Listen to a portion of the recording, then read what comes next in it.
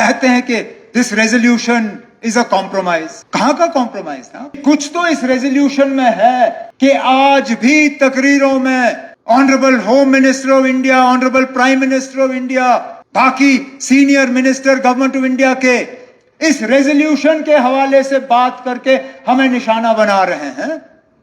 अगर ये कॉम्प्रोमाइज होता, अगर ये कमजोर होता, अगर ये उसमें कुछ होता नहीं, तो इस रेजोल्यूशन का कहीं जिक्र ही नहीं होता।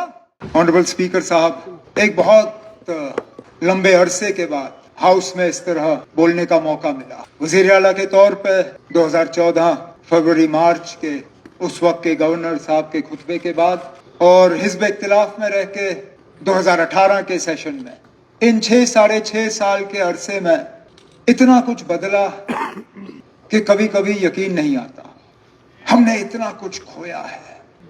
कभी कभी जब मैं सोचता हूं कि हम कहां पे थे, आज कहां पे हैं, तो यकीन नहीं होता। जब मैं पिछली बार इस हाउस में खड़ा था, हम एक रियासत थे, हमारा अपना झंडा था, अपनी कॉन्स्टिट्यूशन, आईन, इस मुल्क में हमारा एक हमारी अलग हैसियत थी, अलग मुकाम था। वो सारा कुछ हमसे लिया गया।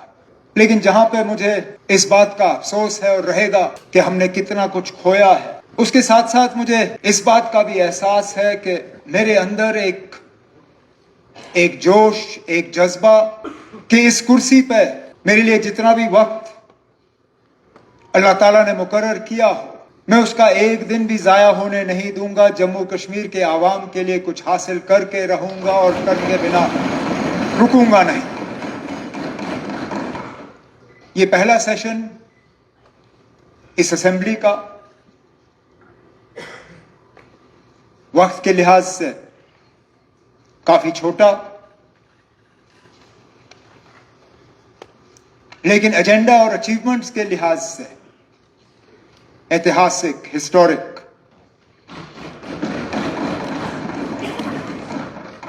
मैं सबसे पहले तो जम्मू कश्मीर के तमाम वोटरों का शुक्रगुजार हूं जिन्होंने बढ़ चढ़ के इस इलेक्शन में हिस्सा लिया, चाहे हमारे लिए वोट दिए, चाहे किसी और जमात के लिए वोट दिए,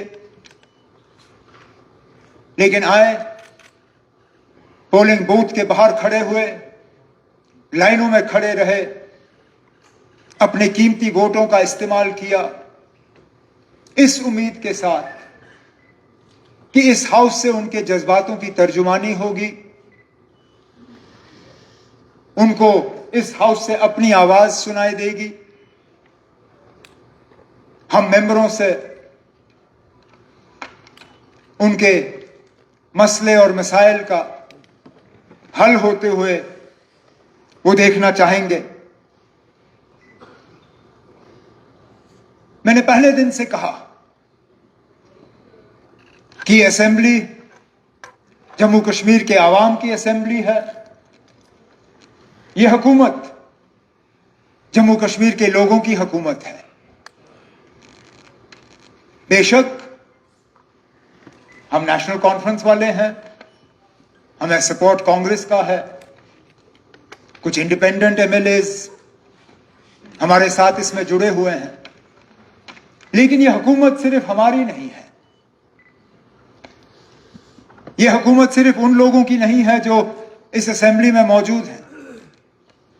यह हुकूमत उन लोगों की भी है जिन्होंने असेंबली इंतखाबात में हिस्सा नहीं लिया या अपने वोट का इस्तेमाल नहीं किया। हमने हर किसी जम्मू कश्मीर के बाशिंदे की नुमाइंदगी करनी है, खिदमत करनी है। हम खिदमतगार हैं, मालिक वो हैं। उन्होंने अपना फैसला सुनाया और उनका फैसला हमारे सिर आंखों पे।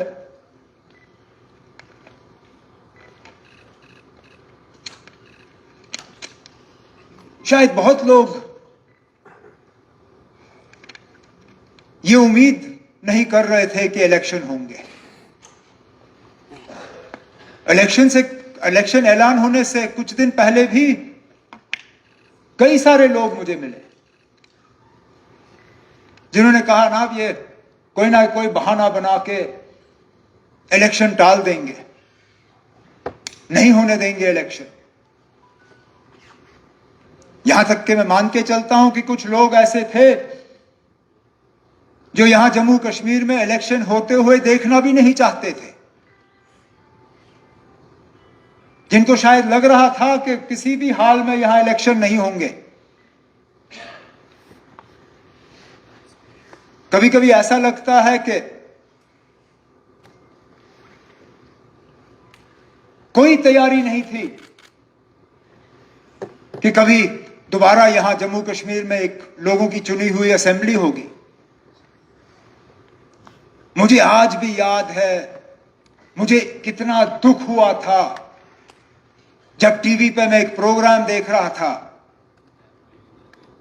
और मैंने जब वो सेट देखा, मैंने कहा ये तो बहुत जाना पहचाना लगता है।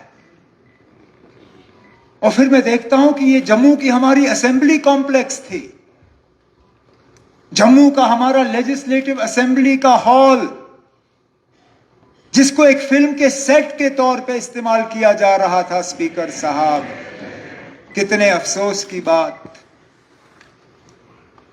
जब हुकूमत को डॉक्यूमेंट स्कैनिंग का सिलसिला करना था, उनको और कोई जगह नहीं मिली। जम्मू का हमारा असेंबली कॉम्प्लेक्स उनके हवाले किया गया।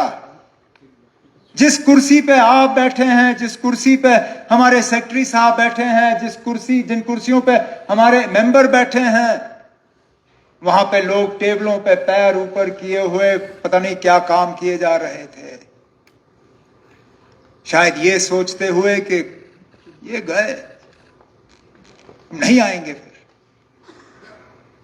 लेकिन अल्लाह ताला का करना देखिए, इलेक्शन हुए, नतीजे आए और ऑनरेबल मेंबर्स जो हैं उन्होंने अपनी जगह इस हाउस में वापस ली। वक्त भी कैसे बदलता है स्पीकर साहब। ये जो हमारे ये नई टेक्नोलॉजी है ना, ये भी कभी कभार अजीब चीजें कर देती है। इन फोन में एक आदत है, ये पुरानी तस्वीरें आपको याददाश्त के तौर पे जो है सुबह सुबह वो स्क्रीन पे आ जाते हैं कि 1 साल पहले आप ये कर रहे थे, 2 साल पहले आप ये कर रहे थे।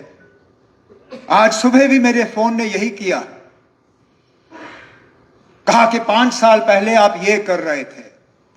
और मैंने जब तस्वीर देखी, मैंने अपने आप को पहचाना नहीं। दाढ़ी थी, जम्मू कश्मीर रियासत का गेस्ट हाउस में मैं मेहमान बना हुआ था, अपनी मर्जी से नहीं। हमारे कई सारे साथी यहां SKICC में बैठे हुए थे, वो भी अपनी मर्जी से नहीं। बर्फ पड़ी हुई थी, आज तो सूखा है, 5 साल पहले इसी दिन जबरदस्त बर्फ पड़ी थी। और हमें बेइज्जत करने की कोई कसर बाकी नहीं रखी गई थी उस वक्त।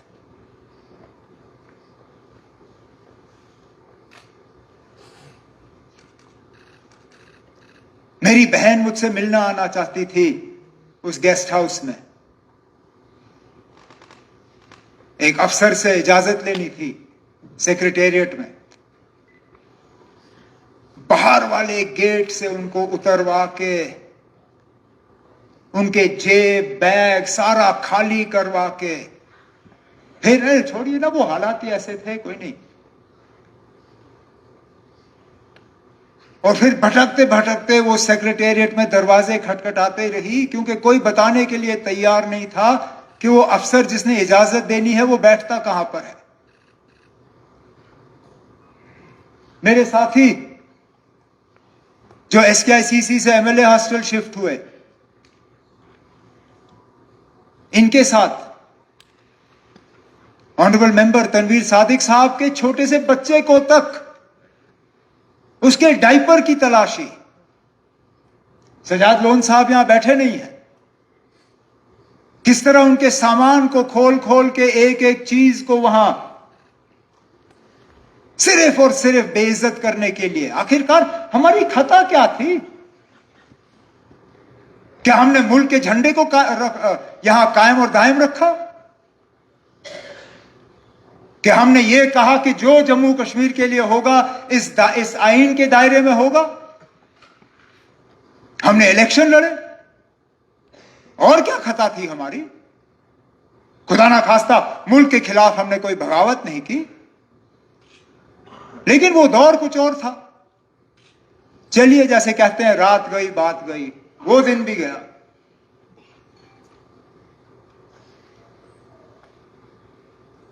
आज एक नई शुरुआत है। इसलिए जिन चीजों का मैंने अभी जिक्र किया, शायद दोबारा कभी करूंगा नहीं। क्यों? जरूरत नहीं होगी। मैं उन लोगों में से नहीं हूं जो हमेशा पीछे मुड़ के देखे। मेरी नजर आगे की तरफ है। मेरी नजर पीछे की तरफ नहीं, मंजिल की तरफ है, और इंशाल्लाह तेजी से मंजिल की तरफ चलता रहूंगा। मैं अगर खड़ा हूं आज यहां, तो एलजी साहब का, ऑनरेबल लेफ्टिनेंट गवर्नर साहब का शुक्रिया करने के लिए, जो खुतबा उन्होंने यहां इस हाउस के सामने पेश किया। हम चाहते थे कि तफसीलन एक बहस हो, एक डिस्कशन हो, जिसमें हर तरफ से ऑनरेबल मेंबरान हिस्सा लें, अपनी बात सामने रखें। हम चाहते थे कि जो ऑनरेबल लेफ्टिनेंट गवर्नर साहब की तरफ से अगले साल का एजेंडा रखा गया, हमारे मैनिफेस्टो के हवाले से, हमारे जो लोगों के साथ किए गए वादे हैं उसके हवाले से, उस पर बात हो। हम चाहते थे कि लेफ्टिनेंट गवर्नर साहब के खुतबे में जो खासकर कॉन्स्टिट्यूशनल सेफ गार्ड्स के हवाले से जिन्होंने जिक्र किया, जो रेस्टोरेशन ऑफ स्टेटहुड के हवाले से जिक्र किया, मैं चाहता था कि उस तरफ जो हमारे ऑपोजिशन के मेंबरान हैं, मैं उनसे सुनना चाहता था कि चलिए, कॉन्स्टिट्यूशनल सेफ गार्ड्स उनको नहीं चाहिए, पता नहीं क्यों नहीं चाहते हैं वो। स्टेटहुड पे मैं उनसे सुनना चाहता था कि उनकी क्या सोच है, क्या इरादे हैं उनके। लेकिन बहस के बजाय यहां हमें ड्रामा को देखने को मिला। कोई कुर्सी पे खड़ा, कोई टेबल पे खड़ा, कोई यहां हमारे रिपोर्टर्स के टेबल पे, तो कुछों ने तो सेक्रेटरी साहब के टेबल को भी नहीं छोड़ा। मैं अपनी जगह मान के चलता हूं कि वोटर इन चीजों को पसंद नहीं करता, और मेरा तजुर्बा रहा है कि हुकूमत के लिए सबसे आसान काम तब होता है जब हाउस में शोर होता है, क्योंकि हम जवाबदेह बनते नहीं हैं। मैं जब मरकज में वाजपेयी साहब की हुकूमत में वजीर था, मैं बेसब्री से उस दिन हाउस में शोर का इंतजार करता था जिस दिन मुझे सवाल के जवाब देने होते थे। हुकूमत के लिए शोर शराबा सबसे अच्छी चीज है, क्योंकि हमें फिर किसी चीज का जवाब नहीं देना होता। जिन लोगों ने शोर शराबा करके यहां से चले गए, वो तो अपनी जिम्मेदारी निभाने में फेल हुए। उनका काम था हमें जवाबदेह बनाना, हमसे कुछ अश्योरेंसेस हासिल करना, लेकिन चलिए, नहीं किया।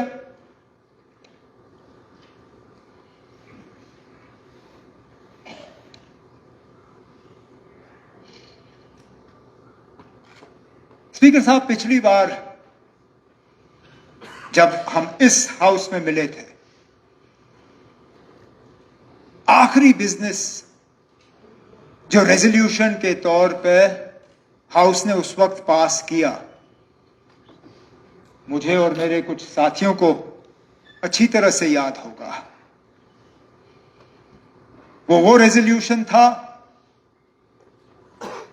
जिससे हमारी फाइनेंशियल ऑटोनॉमी पूरी तरह से तहस नहस कराई गई।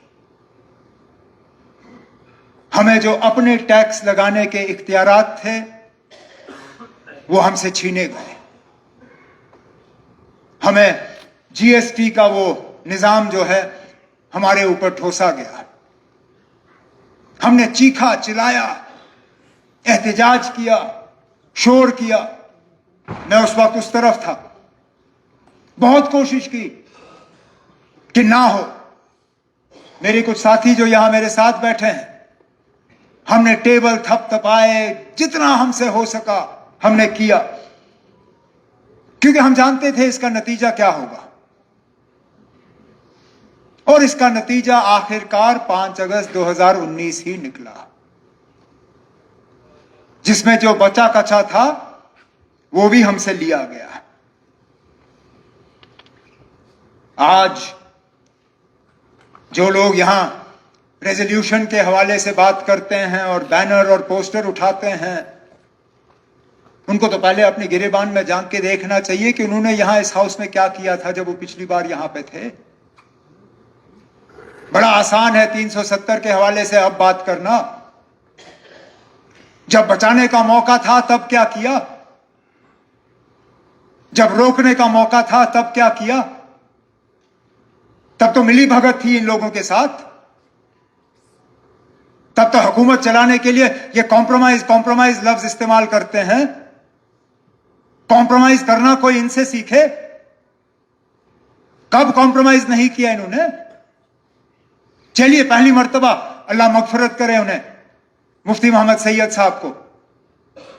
उनके पास कोई चारा नहीं था तो कर दिया इन लोगों के साथ अलायंस।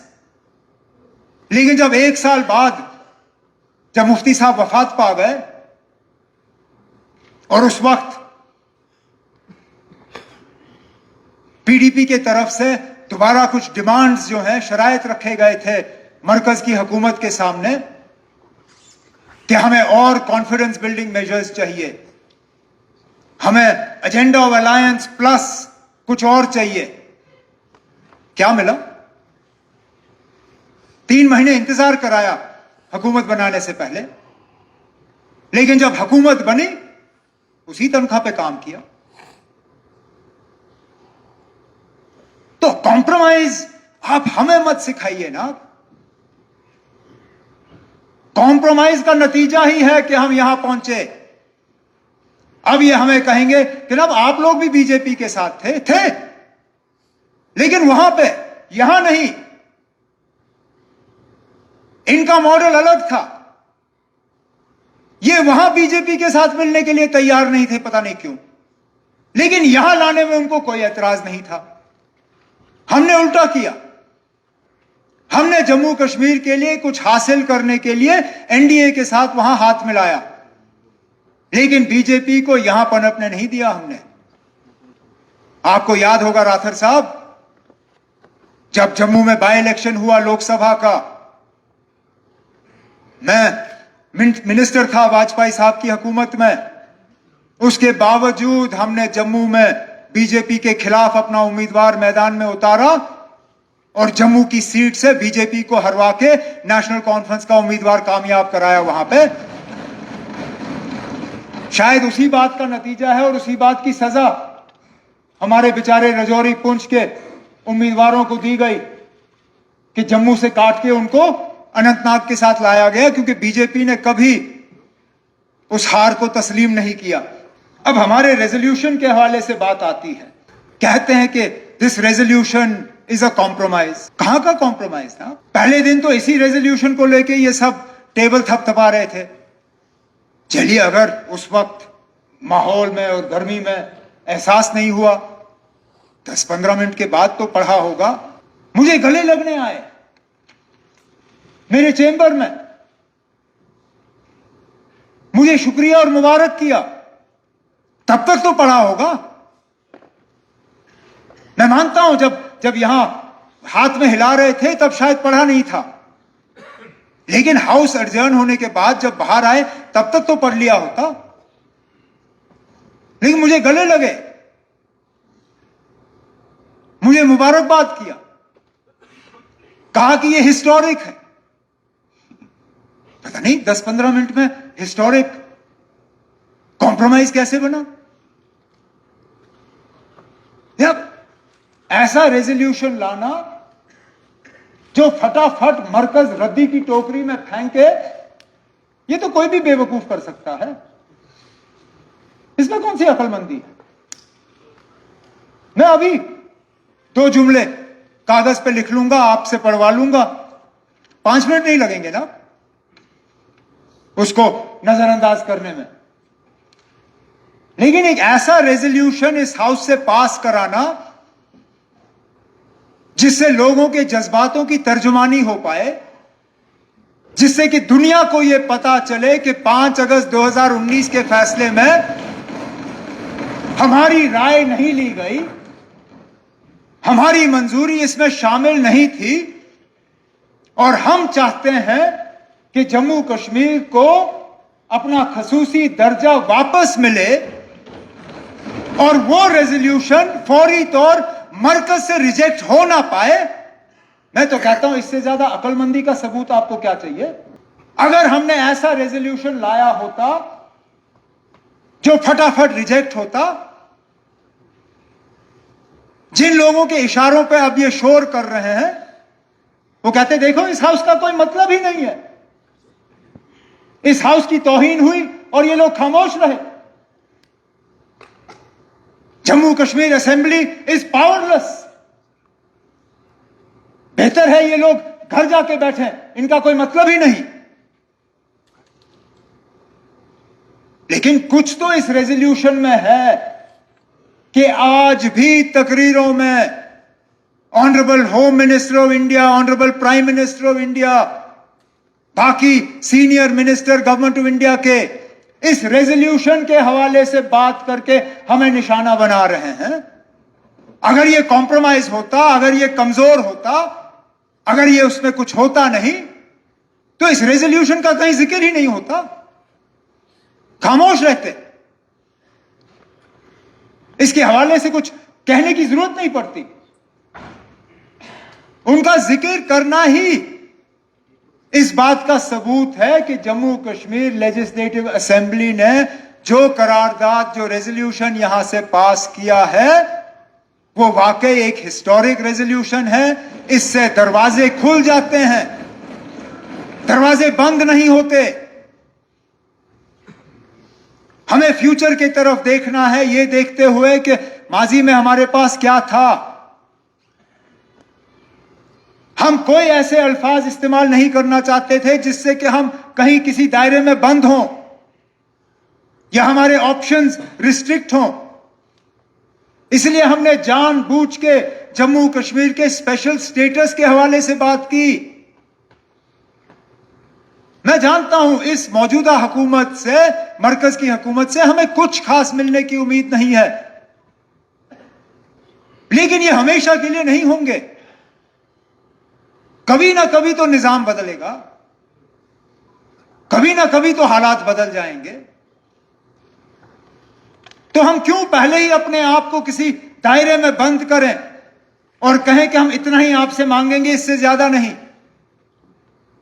इसलिए सोच समझ के हमने अल्फाज वो इस्तेमाल किए। कल को मुमकिन है मेरी हुकूमत नहीं होगी, कोई और यहां बैठा होगा और मरकज की हुकूमत बदल गई होगी। उनके लिए एक रोड मैप आगे चौक करना, एक डायलॉग प्रोसेस को आगे बढ़ाना ज्यादा आसान होगा बनिस्बत के अगर हमने अपने आप को एक दायरे में बांधा होता।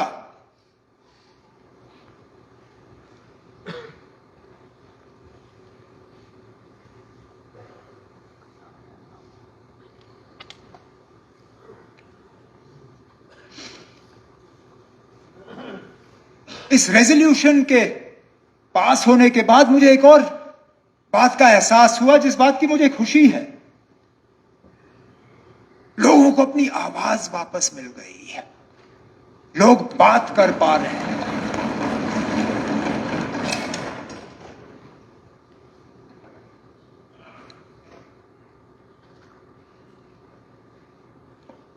हमें एक घुटन सा महसूस हो रहा था। लग रहा था कि हम बात नहीं कर सकते, अपने जो अंदर के ख्यालात हैं उनको हम बाहर ला नहीं सकते। ऐसा लगता है जैसे लोगों के कंधों के ऊपर एक जो बोझ था, एक दबाव था, वो उठ गया है।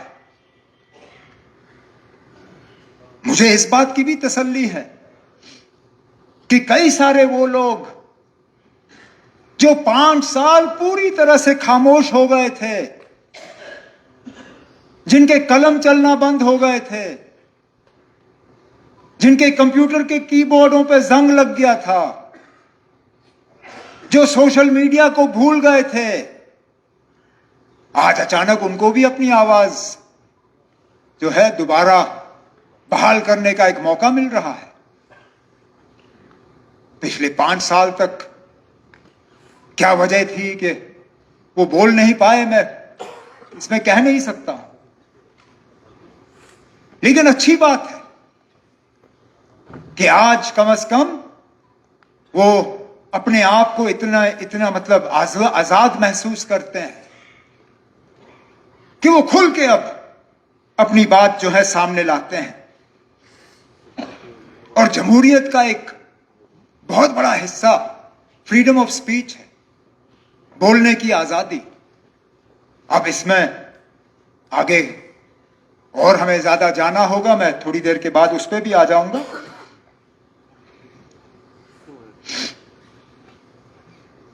लेकिन मैं अपने दोस्तों को, साथियों को एक छोटा सा मशवरा जरूर दूंगा, छोटी मुंह बड़ी बात। यूनिवर्सिटी ऑफ व्हाट्सएप और फेसबुक के बुनियाद पे अपनी पार्टी की पॉलिसीज को मत कायम करिए ना। अब ये चंद ही लोग हैं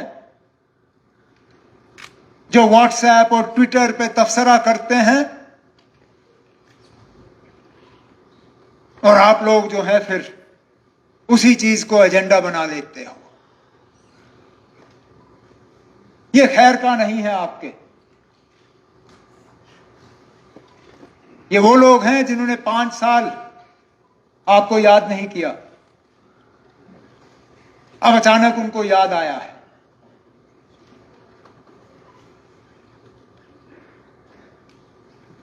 मुझे शक है, बाकी हकीकत क्या है वो यही बेहतर जानते हैं। इस रेजोल्यूशन पे भी जो तब्दीली आई इनके सोच में, वो इसी यूनिवर्सिटी ऑफ व्हाट्सएप का नतीजा है। यही 1-2 फेसबुक पे लिखने वालों के कमेंट्स का नतीजा है। अल्लाह का शुक्र है, मैं ट्विटर पर लिखता बहुत कुछ हूं लेकिन पढ़ता बिल्कुल नहीं हूं।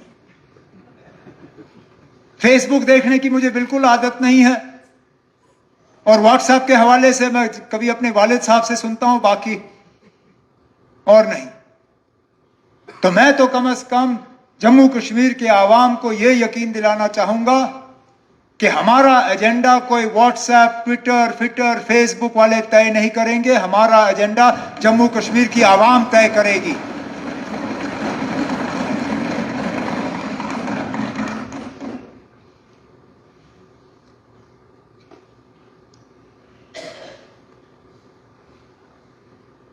लेकिन सिर्फ ये रेजोल्यूशन नहीं है जो हमने किया। बेशक हमें अभी महीना भी नहीं हुआ है, लेकिन यहां खासकर जो विंटर जोन है, कश्मीर, पीर पंचाल का हिस्सा, चिनाब का हिस्सा, वहां के बच्चों का पेरेंट्स का एक बहुत बड़ी मांग थी कि इम्तिहान का टाइम टेबल जो है वो चेंज किया जाए। मार्च के सेशन के बजाय नवंबर में इनके इम्तिहान होने चाहिए। ये भी अगर आप देखें तो 5 अगस्त 2019 के बाद जिस तरह हमें डिसएम्पावर किया गया, ये भी हमारी डिसएम्पावरमेंट का ही एक नतीजा है कि इम्तिहान का शेड्यूल भी मां बाप और बच्चे बच्चियों की मर्जी के बिना तय किया गया। मैं शुक्रगुजार हूं मिनिस्टर साहिबा का कि जिम्मेदारी संभालने के फौरन बाद उन्होंने इसमें रिव्यू की मीटिंगें ली, काबिना के सामने प्रपोजल लाया और हमने दोबारा इन इलाकों में नवंबर का सेशन जो है उसके लिए ऑर्डर जारी किए। इसी तरह रिक्रूटमेंट का सिलसिला शुरू हुआ है, उसमें भी तेजी आएगी। यहां कुछ ऑनरेबल मेंबरों की तरफ से कुछ मशवरे दिए गए जिनको आगे जाके हम देख लेंगे। लेफ्टिनेंट गवर्नर साहब के खुतबे में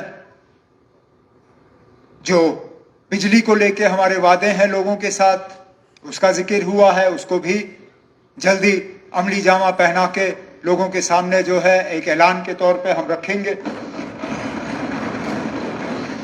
मेरे नौजवान मिनिस्टर ने अभी अभी हाउस को अश्योर किया है आपके जरिए कि जो गैस सिलेंडर देने का और राशन स्केल को बढ़ाने का जो वादा है लोगों के साथ, उसको भी बहुत जल्दी एक ऐलान के तौर पे लोगों के सामने रखा जाएगा।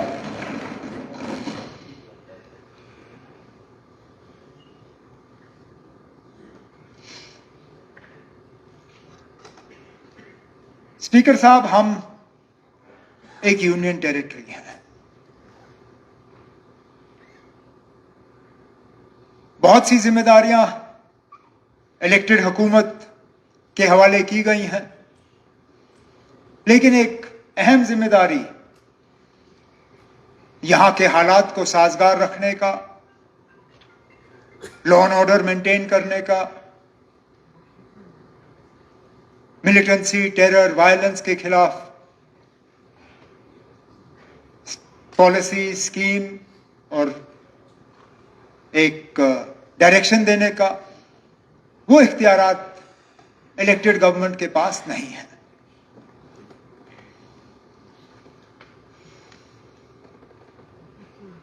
लेकिन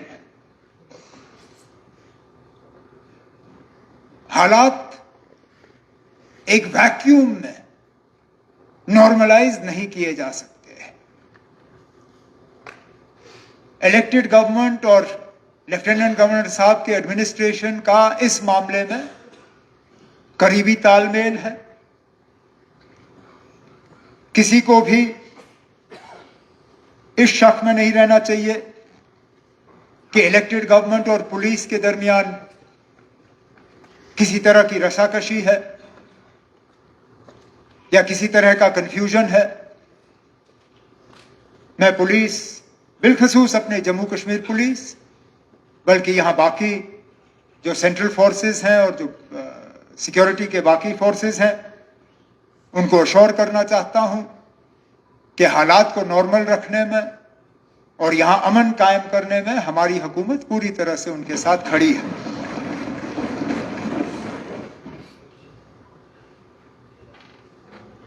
अमन ना हो तो बाकी काम भी रुक जाते हैं। मुझसे बेहतर तो आप ये जानते हैं, मुश्किल दौर में आप 96 के बाद यहां मिनिस्टर रहे। आप जानते हो कि जब हालात खराब हो जाते हैं, बाकी काम करना लगभग नामुमकिन हो जाता है। तो हमारी भी एक जिम्मेदारी बनती है कि हम जम्मू कश्मीर में हालात ठीक रखें, ताकि जो हमने डेवलपमेंट को लेके, रिप्रेजेंटेटिव गवर्नमेंट को लेके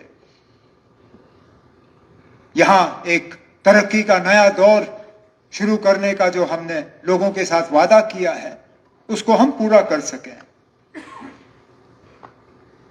लेकिन, और ये मेरे एक साथी ने आज, मैं सुबह उनकी जब तकरीर सुन रहा था तो ये बात उन्होंने भी किया एक अलग अंदाज में,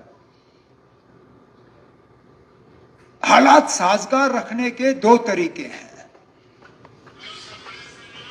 या तो आप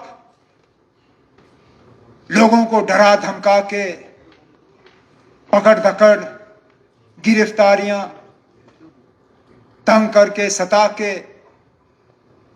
कुछ हद तक आप हालात थोड़े ठीक रख सकते हो, लेकिन वो सिर्फ एक अनसेटल्ड काम, एक अननेचुरल काम जो आज है शायद कल ना हो। दूसरी तरफ से आप हालात ठीक रख सकते हो लोगों के ताउन के साथ, लोगों की कोऑपरेशन के साथ। इसमें लोग जो है वो जैसे अंग्रेजी में कहते हैं पार्टनर्स इन पीस, अमन को कायम रखने में हमारे साथी बन जाते हैं। मैं जम्मू कश्मीर में वो दौर देखना चाहता हूं और इस हवाले से कई सारे यहां ऑनरेबल मेंबरों ने अपनी तकरीरों में जिक्र किया। बदकिस्मती से आज वो इख्तियारात हमारे पास है नहीं, लेकिन मैंने तब भी जम्मू कश्मीर पुलिस के अफसरों के साथ इन मामलों पे बात की है। जिस तरह हाईवे के हवाले से आप लोगों ने बात की, आम लोगों को हाईवे पे चलना कितना मुश्किल लगता है जब फौज की गाड़ियां या सिक्योरिटी फोर्सेस की गाड़ियां चलती हैं। मैंने उनसे कहा है कि कोई हमें ऐसा तौर तरीका देखना होगा जिससे कि उनकी भी हिफाजत बनी रहे, हमारे सिक्योरिटी फोर्सेस की, लेकिन लोगों की भी परेशानी कम हो। सीआईडी वेरिफिकेशन के हवाले से बदकिस्मती से इस सीआईडी वेरिफिकेशन को कुछ वक्त के लिए, मैं अंग्रेजी लफ्ज इस्तेमाल करूंगा, इट वाज वेपनाइज्ड, उसको एक हथियार के तौर पे इस्तेमाल किया। Passport verification, government job verification, ये बाकी चीजें जानबूझ के उसको इस्तेमाल किया गया लोगों को तंग करने के लिए, बजाय के लोगों के दिल जीतने के लिए। इसमें भी कोशिश की जा रही है कि कुछ हद तक एक नरम रवैया जो है वो अपनाया जाए, ताकि लोगों को इसमें भी थोड़ी सी राहत महसूस हो।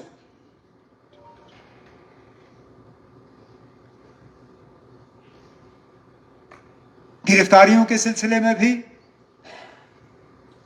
मैंने तो बार बार कहा है और मैं मान के चलता हूं कि जिन लोगों के खिलाफ सीरियस केसेस दर्ज नहीं किए गए हैं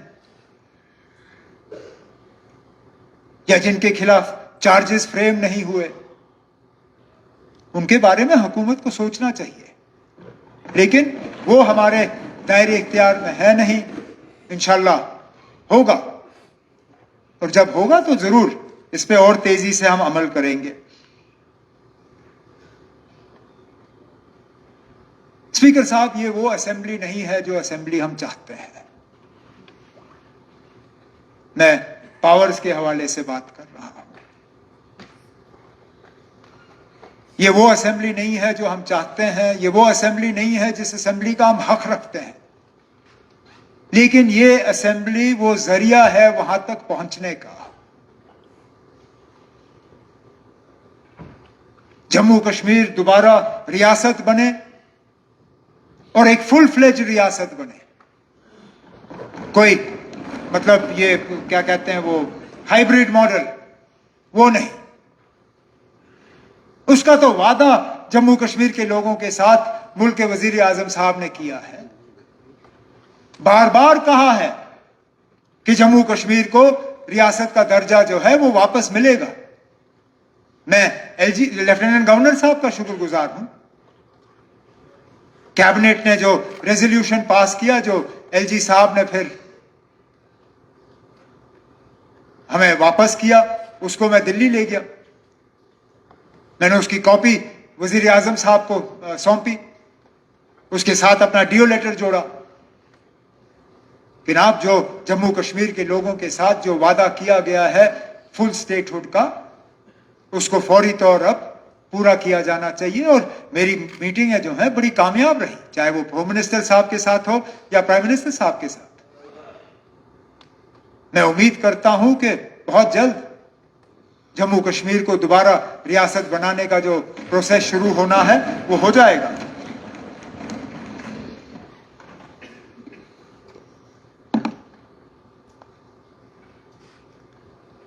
मेरी दिल्ली की मीटिंगों को लेके कुछ लोगों ने मजाक भी उड़ाया। कोई नहीं ना, अब ठीक है। मुझे नतीजों से गर्ज है। मैं दिल्ली में पावर मिनिस्टर से मिला, उन्होंने फौरी तौर जम्मू कश्मीर के लिए 300 मेगावाट एडिशनल पावर सर्दियों के लिए सैंक्शन किया,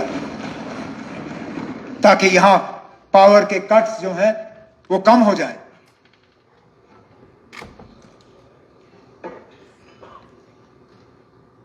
मैं ऑनरेबल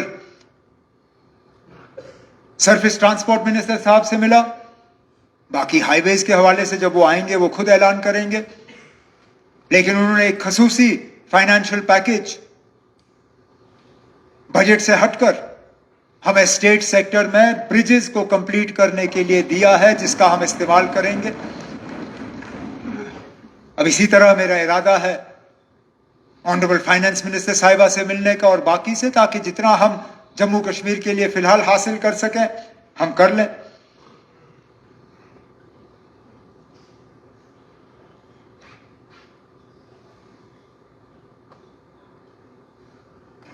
हमें इज्जत से रहने का हक है स्पीकर साहब।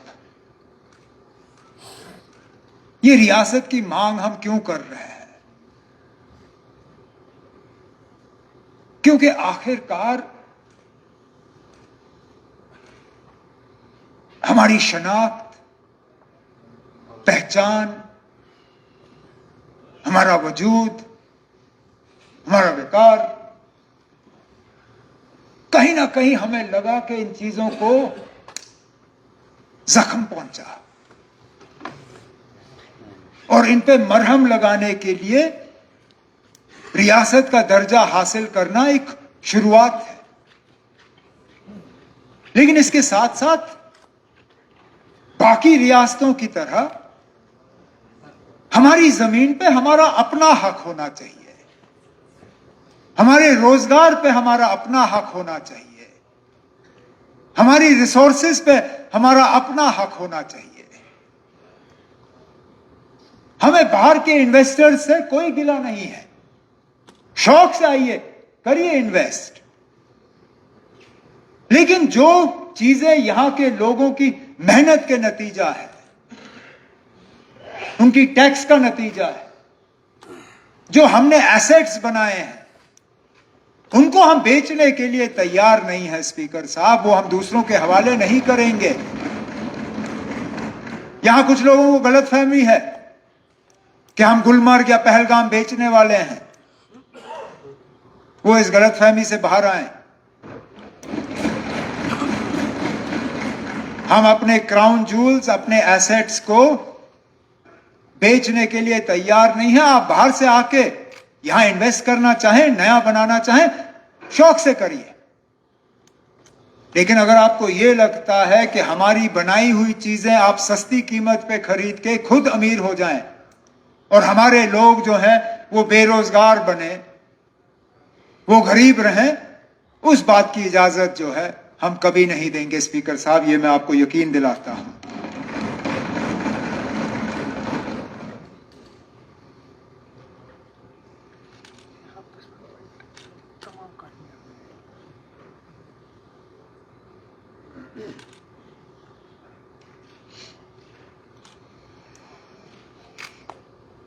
हमारे इरादे सही हैं, हम वादाबंद हैं कि जो हमने इलेक्शन के दौरान अपने आवाम से, जम्मू कश्मीर के लोगों से, अपने वोटरों से वादे किए, हम उन वादों पे कायम रहेंगे और इंशाल्लाह उनको पूरा करेंगे। लेफ्टिनेंट गवर्नर साहब का खुतबा एक छोटा सा एक रोड मैप था, एक नक्शा था। इससे कहीं गुना ज्यादा हम जम्मू कश्मीर के लिए करके रहेंगे। हमें लोगों का एतमाद हासिल हुआ है। इस एतमाद को स्पीकर साहब हम कभी भी जाया होने नहीं देंगे। आखिर में इस शेर के साथ मैं आपसे इजाजत लूंगा। जिसको तूफान से उलझने की हो आदत मोहसिन, जिसको तूफान से उलझने की आदत हो मोहसिन, ऐसी कश्ती को समुंदर भी दुआ देता है। इन अल्फाजों के साथ जनाब स्पीकर साहब, मैं ऑनरेबल लेफ्टिनेंट गवर्नर साहब का उनके खुतबे के लिए शुक्रिया करता हूं और आपसे गुजारिश करता हूं कि आप हाउस से उसको जो है पास करने की जो है वोट मांगे। शुक्रिया। Thank you very much.